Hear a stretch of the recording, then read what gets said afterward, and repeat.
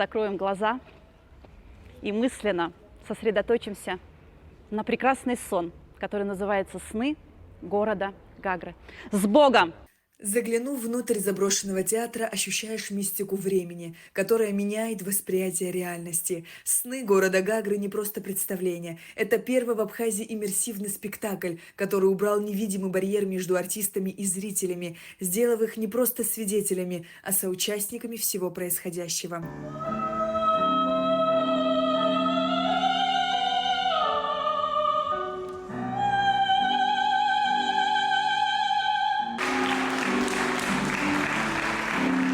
Здесь оживают призраки и герои города Гагры разных эпох, начиная от II века до нашей эры, переходя на историю основателя курорта принца Альденбургского, далее переломный момент революции и немного Советского Союза, а аутентичность заброшенного здания создавала особую атмосферу. Та самая знаменитая фраза «Мы с Якиным улетаем в Гагры» действительно звучала как «Мы улетаем в Монако или на Мальдивы», потому что Гагра действительно это тот курорт, где кипела бурная жизнь, и воистину, как говорил Александр Петрович Альденбургский, нечего за границу мотаться. У нас будет свой Монте-Карло и Ницца, кавказские Гагры.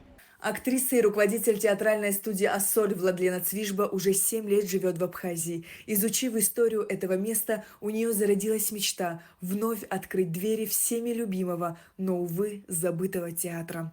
Летний театр когда-то в советские времена бурно творчески гремел.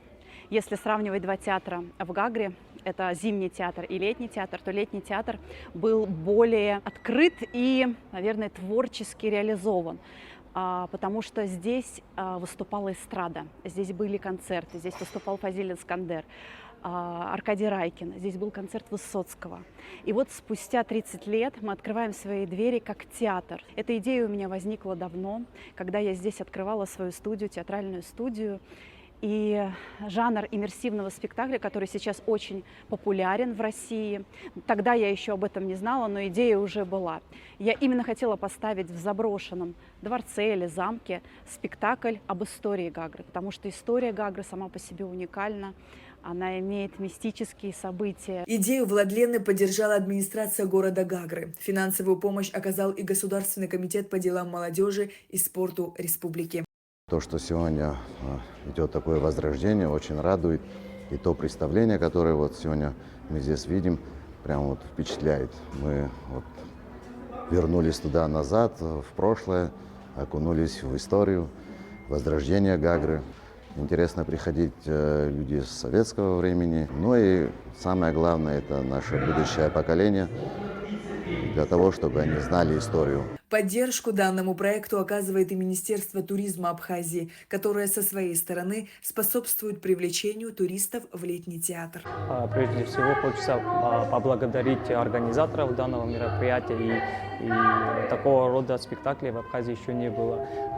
Если говорить о впечатлениях, очень круто и не может не привлекать то, что актеры в основном дети, молодые ребята, и это очень радует. Театральная труппа состоит не из профессиональных актеров. Это дети, школьники и ученики театральной студии «Ассоль». 2,5 месяца упорного труда не прошли даром. Зрители с восторгом восприняли как игру актеров, так и саму задумку. Очень необычно.